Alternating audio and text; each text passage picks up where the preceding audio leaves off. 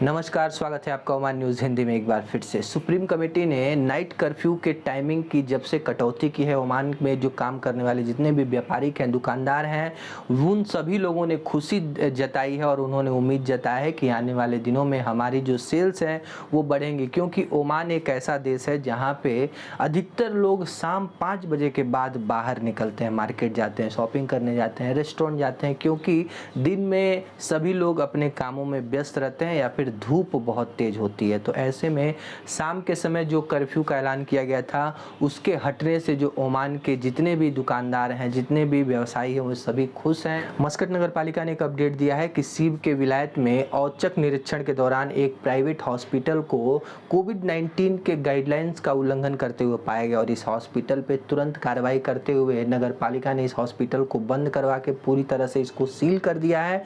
देखिए, supreme committee के guidelines का जो भी व्यक्ति उल्लंघन करेगा उसके ऊपर जुर्माना लगाया जाएगा ओमान की सरकार के द्वारा। तो ऐसे में आप ज़्यादा ध्यान रखिए कि कहीं भी सोशल गैदरिंग मत करिए, जो मास्क है बराबर लगाए रखिए। ओमान में श्रम मंत्रालय ने 1 जनवरी 2022 से एक नया नियम लाने का प्रस्ताव जारी किया है, जिसके अंतर्गत सार्वजनिक क्षेत्रों में काम करने वाले कर्मचारियों को उनके परफॉर्मेंस के हिसाब से उनका जो प्रमोशन किया जाएगा और इस रूल को प्राइवेट कंपनियां भी लाने के लिए तैयार हैं। हालांकि श्रम मंत्रालय ने कहा है कि किसी भी कंपनी को ये रूल अपनाने से हम रोक नहीं सकते हैं। आप यदि चाहें तो इस रूल का इस्तेमाल आप प्राइवेट सेक्टर में कर सकते हैं, ताकि जो कर्मचारी एक्चुअल में मेहनत करता हो, जो प्रमोशन उसी व्यक्ति का हो।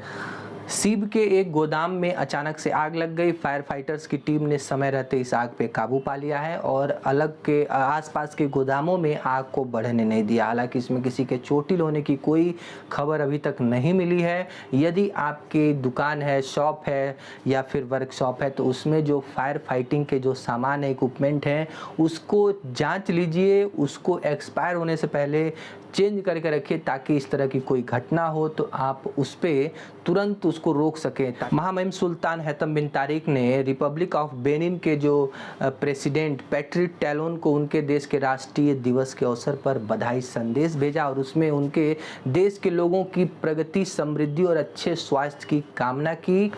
मिनिस्ट्री ऑफ हेल्थ ने 1 अगस्त से ओमान में कोविड वैक्सीनेशन की दूसरी डोज का जो अभियान है वो शुरू कर दिया है, जिसके अंतर्गत 10 सप्ताह यदि आपको पहली डोज लिए हुए हो गए हों तो आप सेकेंड डोज के लिए 1 अगस्त यानी आज के दिन से ओमान के तमाम वैक्सीन केंद्रों पे जा सकते हैं। और यदि आपने प्राइवेट में वैक्सीन लगवाई है तो आप प्राइवेट हॉस्पिटल में भी इसी समय सीमा के हिसाब से जाइए, ताकि आपको जो सेकेंड वैक्सीनेशन है वो भी मिल जाए। मिनिस्ट्री ऑफ हेल्थ ने बताया है कि ओमान में अभी तक जो लॉकडाउन का जो हमें फ़ायदा देखने को मिल रहा है कि कोविड-19 के केस दिन पे दिन कम होते जा रहे हैं और इसमें सबसे बड़ा जो बदलाव आया है कि एक्टिव केसों की संख्या में, जी हाँ, एक्टिव मतलब इस समय ओमान में कितने कोविड मरीज मौजूद है, जिन जो अभी कोविड से संक्रमित हैं, उनकी संख्या पहले 30,000 हुआ करती थी, लेकिन इस समय केवल 13,848 ही उनकी संख्या बची है, जो कि टोटल मरीजों की संख्या है ओमान में।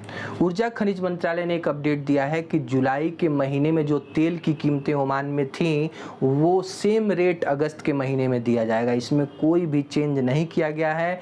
ओमान में काम करने वाले बहुत सारे प्रवासी इस समय भारत छुट्टियों में आना चाहते हैं, लेकिन वे डर से नहीं आ पा रहे हैं। किस चीज़ का डर है कि वापस वे जा पाएंगे कि नहीं, अपने काम पे लौट पाएंगे कि नहीं, क्योंकि जो भारतीय सरकार ने लगातार मार्च के बाद से ही जो अंतर्राष्ट्रीय फ्लाइटों को लगातार ये बैन करती जा रही है। अभी जो लास्ट डेट थी 31 जुलाई तक लास्ट डेट थी, लेकिन इसको फिर 1 महीने के लिए बढ़ा दिया गया है। 31 अगस्त तक नॉर्मल इंटरनेशनल फ्लाइट को इंडियन गवर्नमेंट ने बैन कर दिया है। तो ऐसे में यदि कोई व्यक्ति ओमान से भारत आता है तो उसको सबसे बड़ा टेंशन यही रहता है कि मैं तो छुट्टी पे आ जाऊंगा, लेकिन क्या गारंटी है कि मैं वापस जा पाऊंगा कि नहीं, क्योंकि फ़्लाइटों का जो शेड्यूल है वो एवरीडे चेंज हो रहा है। वो चाहे ओमानी सरकार हो, चाहे भारतीय सरकार हो, अपने देश के नागरिकों के सुरक्षा को ध्यान में रखते हुए जो तरह तरह के जो सुरक्षा के उपाय जो गवर्नमेंट है अपना रही है, वो चाहे लॉकडाउन हो, यात्रा बैन हो या फिर किसी देश को रेड लिस्ट में डालना हो।